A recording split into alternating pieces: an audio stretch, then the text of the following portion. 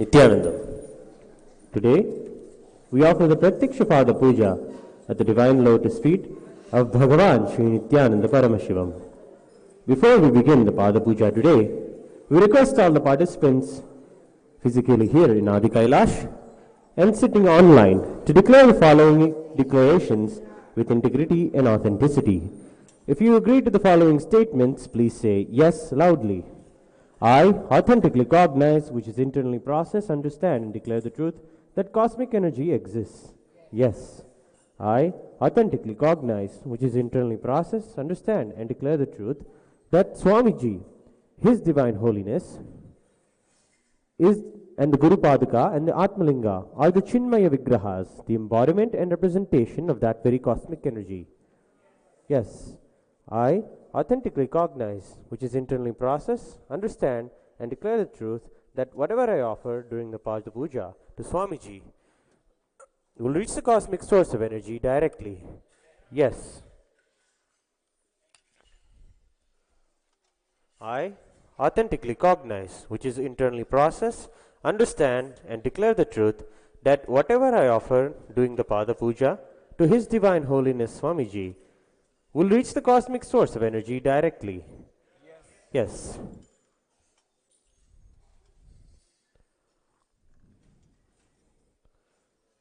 Now, we'll enter the Pratyaksha Pada Puja. Please be seated in a meditative space of gratitude and deep restful awareness in your Ananda Gandha.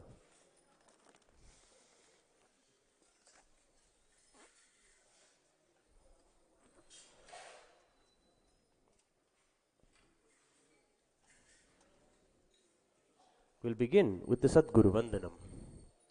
Please take some flowers in your hands. Hold your hands in the Atmanjali Mudra.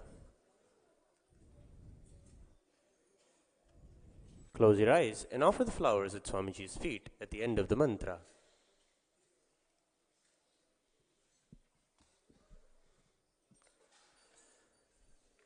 Nityanandam Paramasukadam Kevalam Jnanamurtim Dvandvatitam Gagana Sadrisham Tattvamasyaadilaksham Ekam Nityam Vimalamachalam Sarvadi Sakshibhutam Bhavatitam Trigunarahitam Sadgurum Tam Namami. The next offering is the Guru Parampara Vandanam. Please take some flowers in your hands and offer the flowers at Swamiji's feet at the end of the mantra.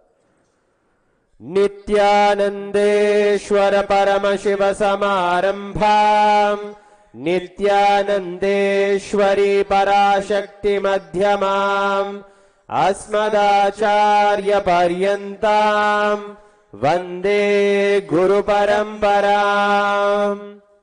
The next offering is the Arunagiri Yogeshwara Vandanam. Now please take some flowers in your hands and offer the flowers at Swamiji's feet at the end of the mantra. Lalate Tribundri Nitilakrita Kasturi Tilakaha Spuranmaladhara Spurita Katika Upena Vasanaha Dadano Dushcharam Shirasi Panirajam Shashikalam Pradeepas Sarvesham Arunagiri Yogi Vijayate. Next we'll perform Tattvachamanam, the ritualistic cleansing. With your right hand in the Gokarna Mudra, please take 3 sips of water as we chant the following 3 mantras. Om Atma Tattvam Shodayami Svadha Vidya Tattvam Shodayami Svadha Shiva Tattvam Shodayami Svadha. With the base of your right hand thumb, wipe your lips from right to left. Om Ham Hridayaya Namaha. The tips of your index, middle, and ring fingers touch your upper lip and lower lip. With the tip of your ring finger and thumb joined together, touch your right nostril, left nostril. With your tip of your ring finger and thumb joined together, touch your right eye, right ear, and left ear. Wash your hands.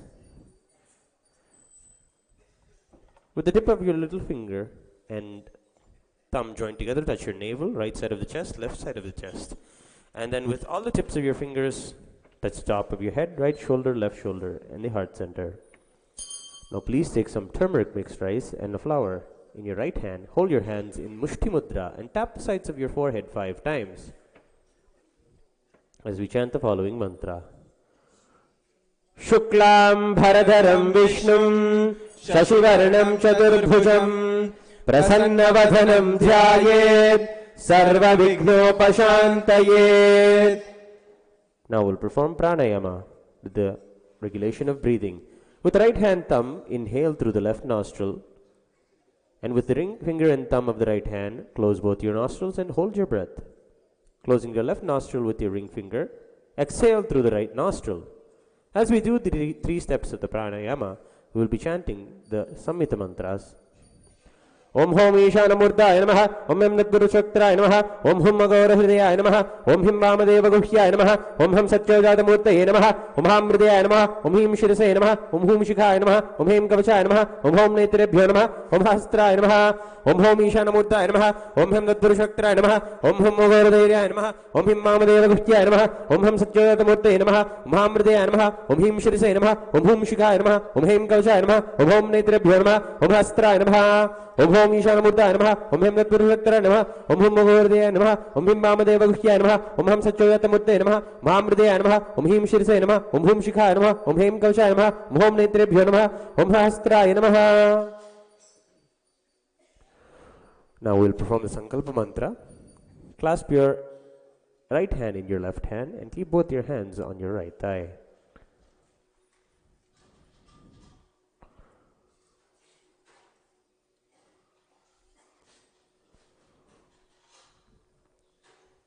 Mamopatta samasta duridakshaya dvara Bhagavat Shri Nityananda Paramashiva Prityartham Shri Nityanandeshwari Parashakti Sameta Shri Nityanandeshwara Paramashiva Prityartham cha Shubhe Shobhane Muhurte Adya Brahmanaha Dvitiya Parardhe Shri Svetavaha Kalpe Vaivasvatamanvantare Ashtavimshatitame Nitya Yuge Prathame Pade Jambudvipe Bharatavarshe Bharatakhande Meroho Dakshine Pashve Shakabhe Asmin Vartamane Vyavaharike Prabhavadinam Shastyaha Samvatsaranam Madhye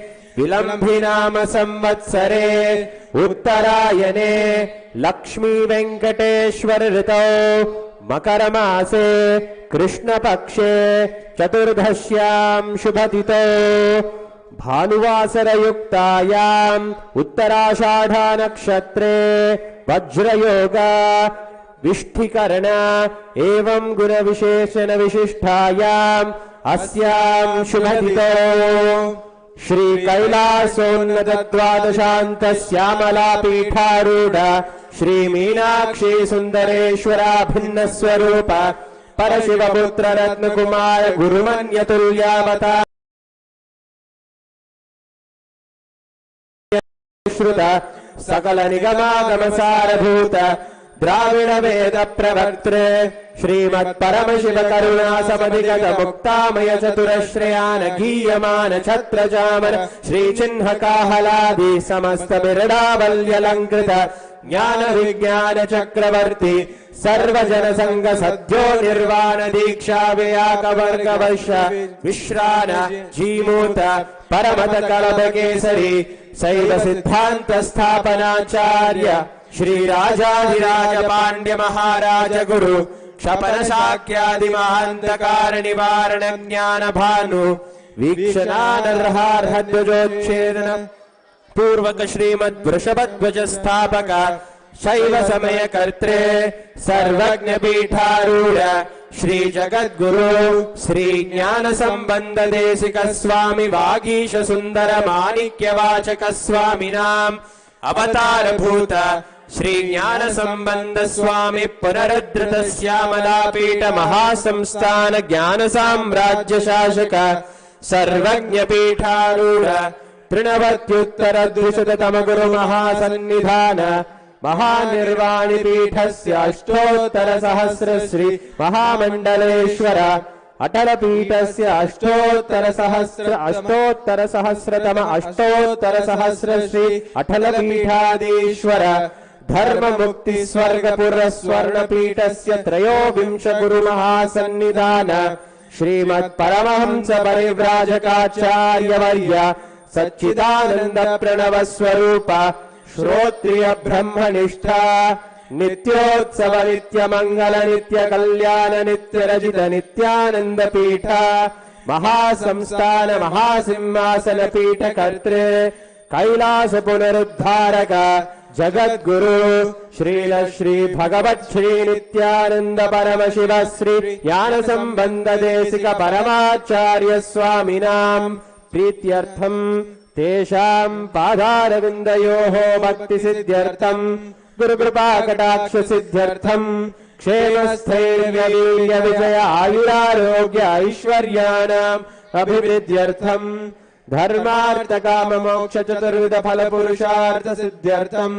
समस्त दुरितोपशान्त्यर्थम समस्त मंगलावाप्यर्थम भगवत् श्री नित्यानंद परम शिव प्रसादेन सकुटुम्बस्य ज्ञान वैराग्य जीवन मुक्ति प्राप्त्यर्थम श्री नित्यानंदेश्वरी पराशक्ति समेत श्री नित्यानंदेश्वर परम शिव अवतार भूत श्री सर्वदेव देवी स्वरूप भगवत् श्री नित्यानंद परम शिव प्रत्यक्ष पाद पूजां च करिष्ये अप उपस्पृश्य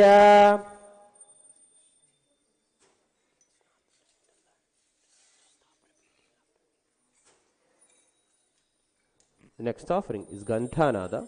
Please take the bell in your left hand and ring it loudly above your heart level as we chant the following mantra.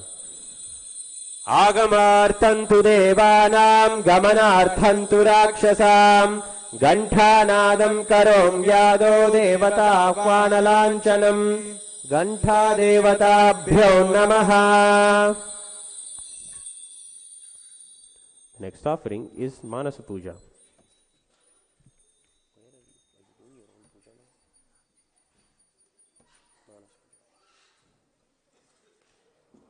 Please take a flower in your hands and hold it in the Kurma Mudra. Close your eyes and offer the flower at Swamiji's feet at the end of the mantra.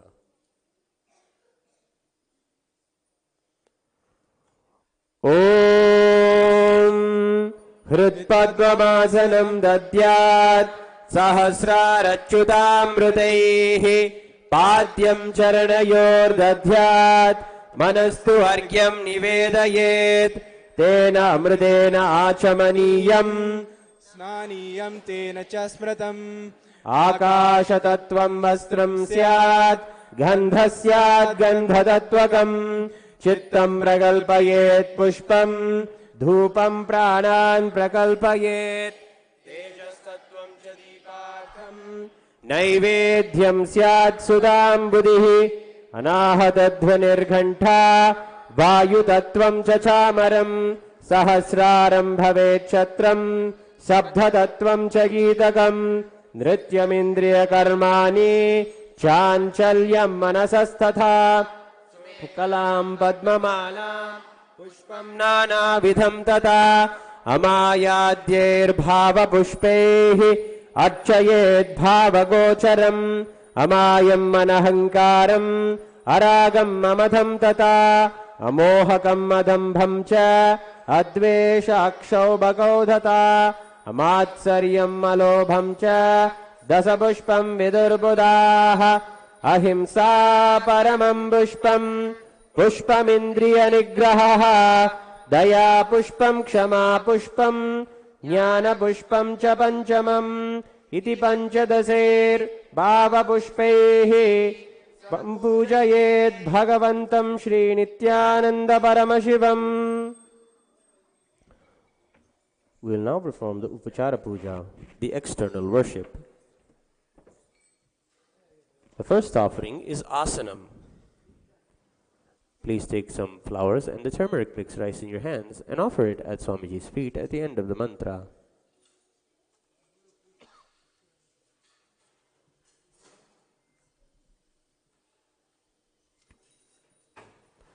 आसनम् ॐ सर्वभूतान्तरस्थाय सर्वभूतान्तरात्मने कल्पयाम्युपवेशार्थम् आसनं ते नमो नमः। ॐ ह्रीं इदं सुवर्णासनं सर्वदेवदेवी स्वरूपाय भगवते श्रीनित्यानंद परमशिवाय नमः। The next offering is Swagatam, welcoming the Master. Now please take some flowers in your hands and offer the flowers at Swamiji's feet at the end of the mantra.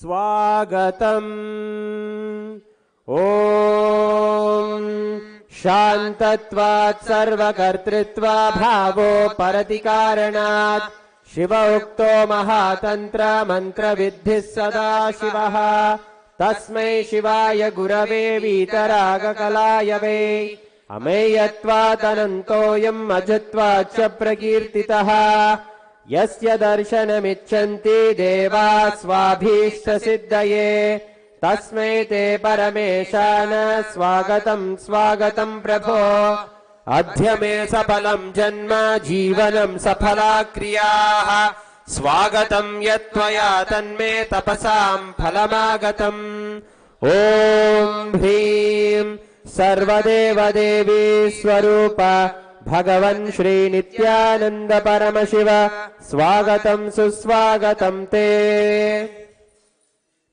The next offering is Padyam, the offering of water to wash the feet. Now please take an uddharani of water in your hands and offer it at Swamiji's feet at the end of the mantra.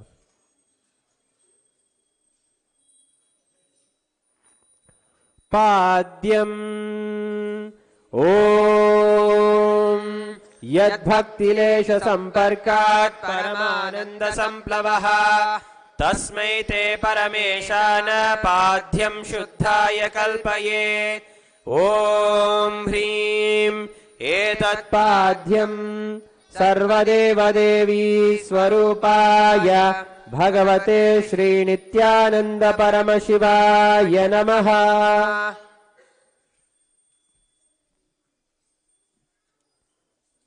The next offering is Arghya, the offering of the traditional bouquet. Now please take the Arghya, the conch, in your hands and offer it at Swamiji's feet at the end of the mantra.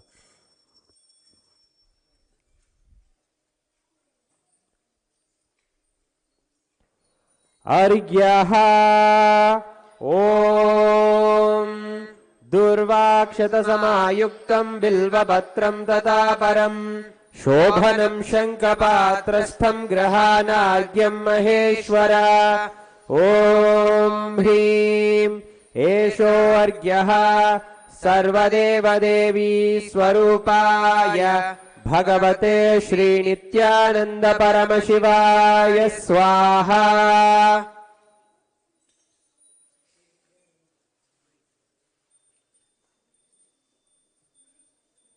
The next offering is Achamaniyam, the offering of water to wash the hands and the mouth. Now please take an uddharani of water in your hands and offer it at Swamiji's feet at the end of the mantra.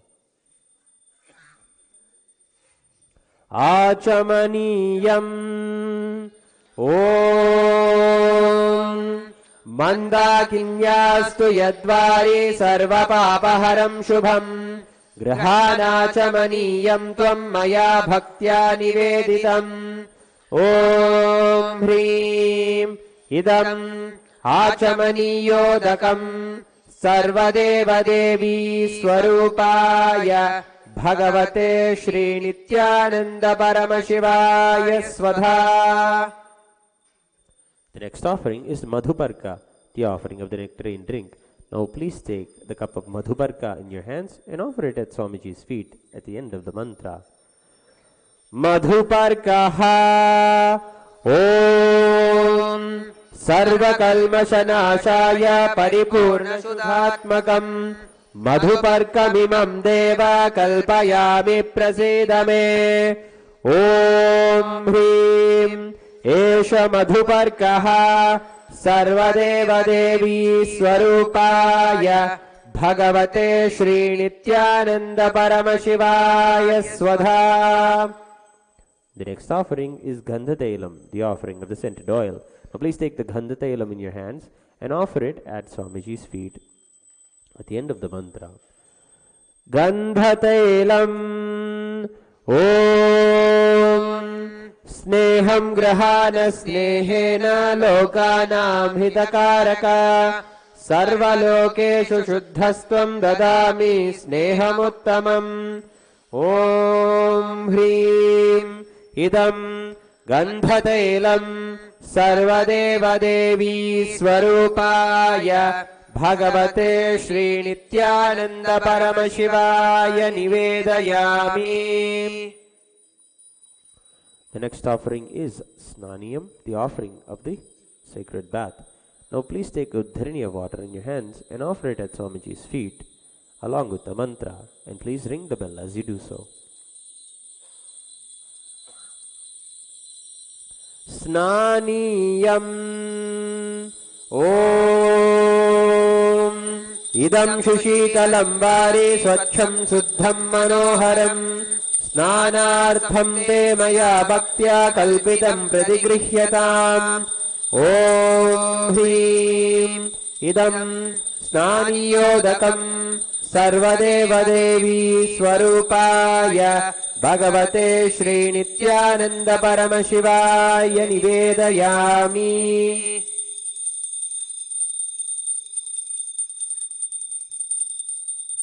The next offering is Vastram, the offering of clothes. Now please take the Vastram in your hands and offer it at Swamiji's feet at the end of the mantra.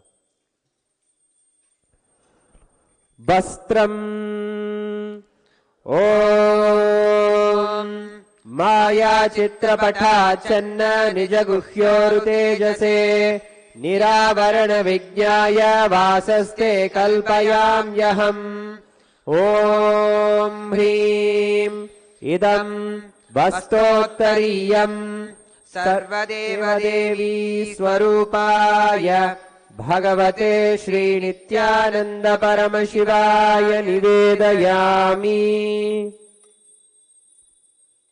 The next offering is Abharanam, the offering of jewelry. Now please take the Abharanam in your hands and offer it at Swamiji's feet at the end of the mantra.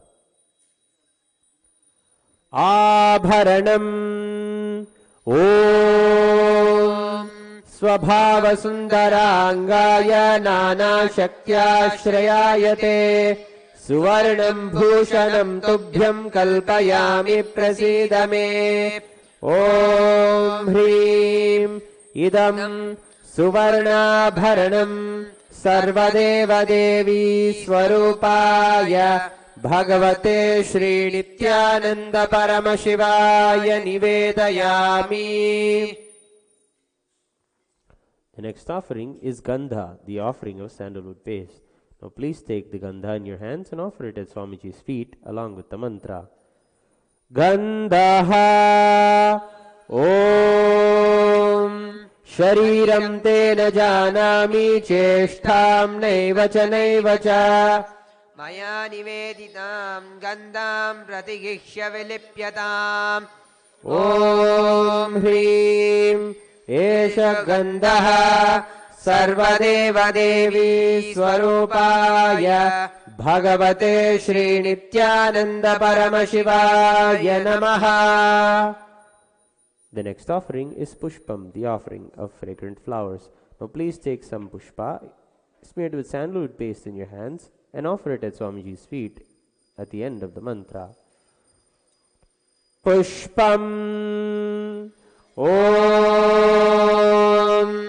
Turiyavana Sampannam Nana Gunamanoharam Ananda Saurabham Pushpam Grihyatam Idhi Muktamam. Om Hrim Etani Sachandana Pushpani Sarvadeva Devi Swarupaya Bhagavate Shri Nityananda Paramashivaya Baushate. The next offering is Bilvatram, the offering of the Bilva leaf. Now, please take the bilva leaves made with sandalwood paste in your hands and offer it at Swamiji's feet along with the mantra.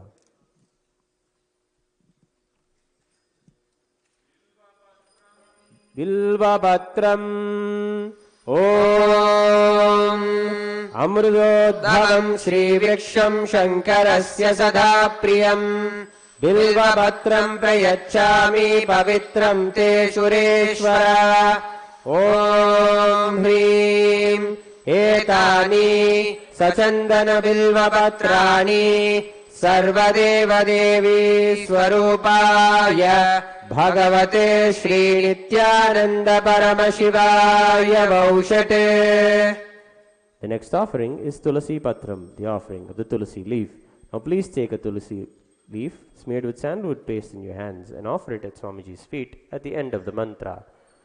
Tulasi Patram Om Namaste Bahurupaya Varadamurtaye Paramatmane Swaha Om Hrim Idam Sachandana Tulasi Patram Sarvadeva Devi Swarupaya Bhagavate Shri Nityananda Paramashivaya Namaha.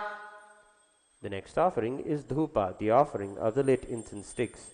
Now please wave the dhupa towards Swamiji along with the mantra and ring the bell as you do so. Dhupaha Om Vanaspatiraso Divyo Gandharya Sumanoharaha Argeya Sarvadevanam Dhupoyam Pradigishyatam Om Hrim Esha Dhupaha Sarvadeva Devi Swarupaya Bhagavate Shri Nityananda Paramashivaya Namaha.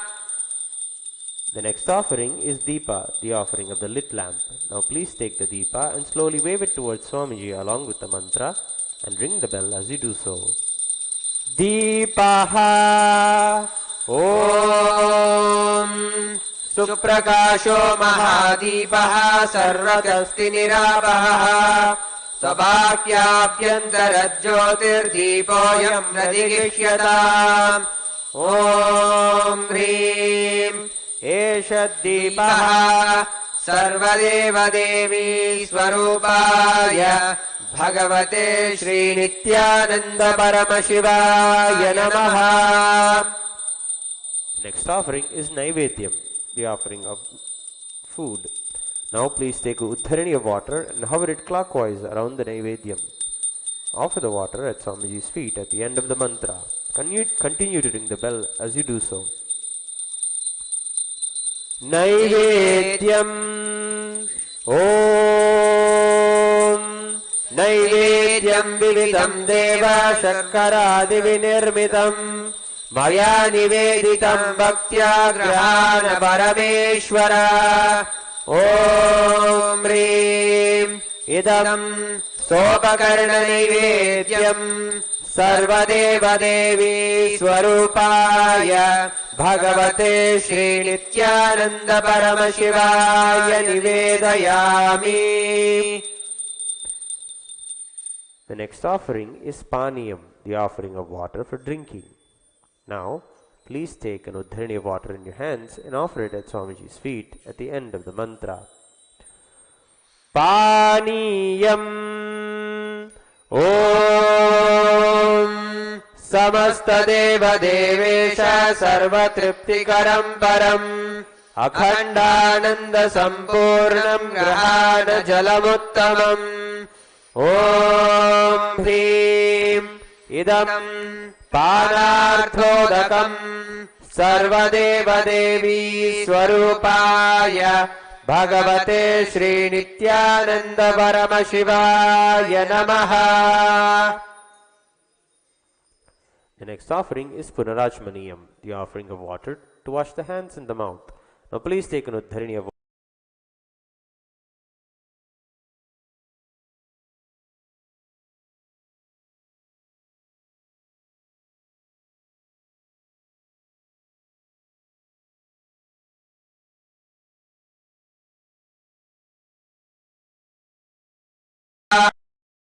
सिद्धिमाप्नोति तस्मै ते पुनराचमनीयकम् ॐ ह्रीं इदं पुनराचमनीयोदकम् सर्वदेवदेवी स्वरूपाय भगवते श्रीनित्यानन्द परमशिवाय स्वाहा.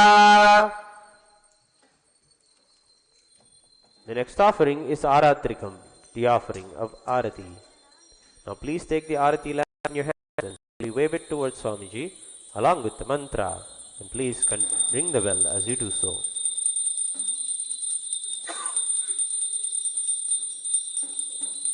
Aratrikam Om Hrim Ekadipamala Sarvadeva Devi Swarupaya Bhagavate Shri Nityananda Paramahanaya Namaha. Om Rajari Rajaya Pradayakariye Namo Vayam Vaikim Savanaya Gurmahe Svameka Mata Vakamaya Mabhyam Kameshwaro Vaikim Savano Dadato Gudheraya Vaikim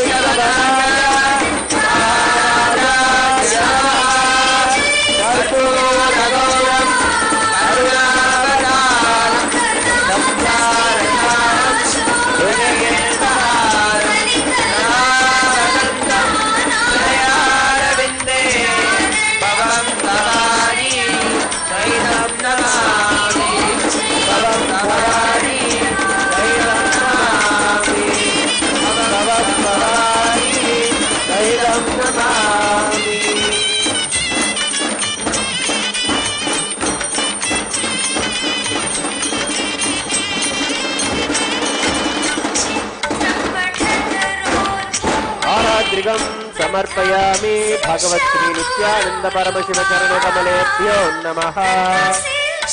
The next offering is Pushpanjali, the offering of flowers.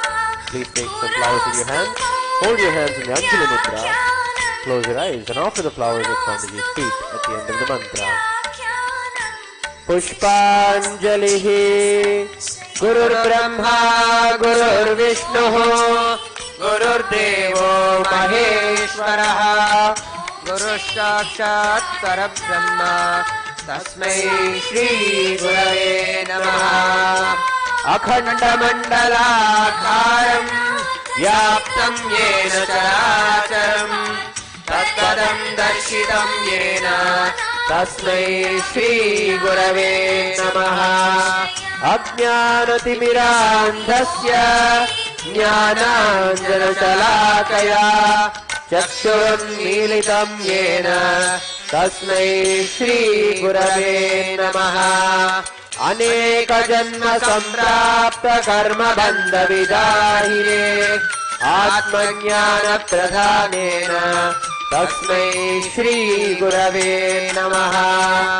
Mannadha Shri Jagannatho Madguru Shri Jagadguruhu Mamatma Sarvabhutatma Tasmai Shri Gurave Namaha. Ishvaro Gurapneti Murti Veda Vibhahine Vyomavatyapta Dehaya Dakshinamurtaye Namaha.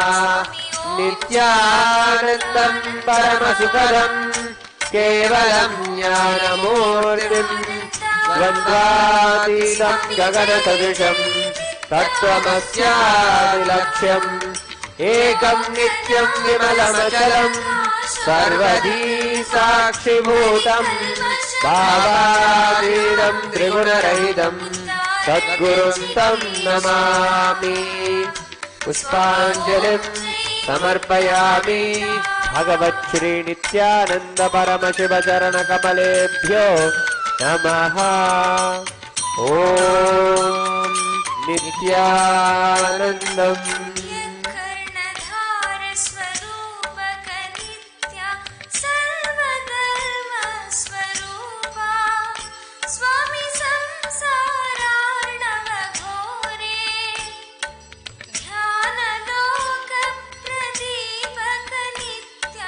ध्यान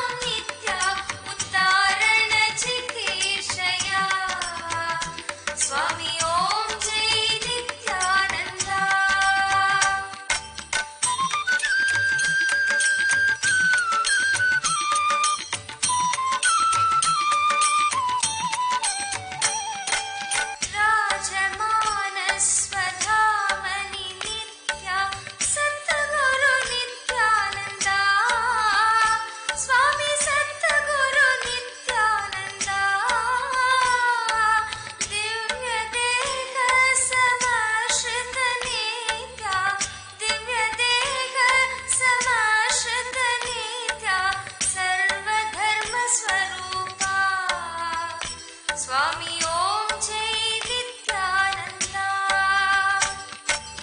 ओम जय नित्यानंद, स्वामी जय जय नित्यानंद, लोकनाथ स्थिरकाशो भगवान् कलिकल्मषमग्नाना नित्या उद्धारण चिकीर्षया, स्वामी ओम जय नित्यानंद।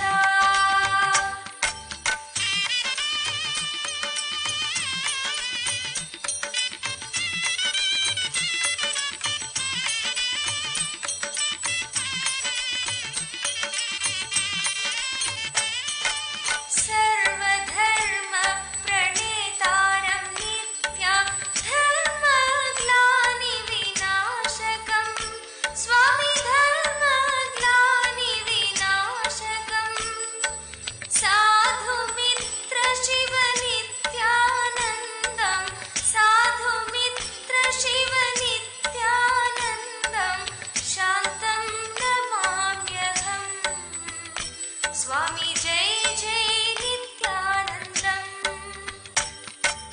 ओम जय नित्यानन्द, स्वामी जय जय नित्यानन्द, लोकनाथ स्थिरकाशो भगवान् कलिकल्मषमग्नाना नित्या उद्धारण चिकीर्षया, स्वामी ओम जय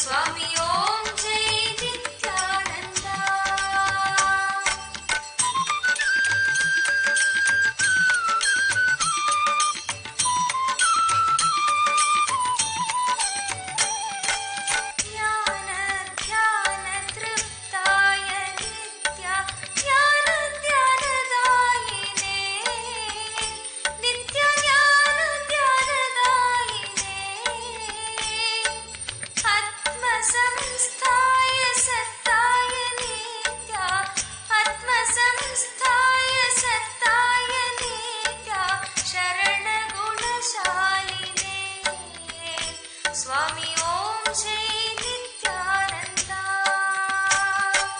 ॐ जय नित्यानन्द स्वामी जय जय नित्यानन्द लोकनाथ स्थितकाशो भगवान् कलिकल्मषमग्नानां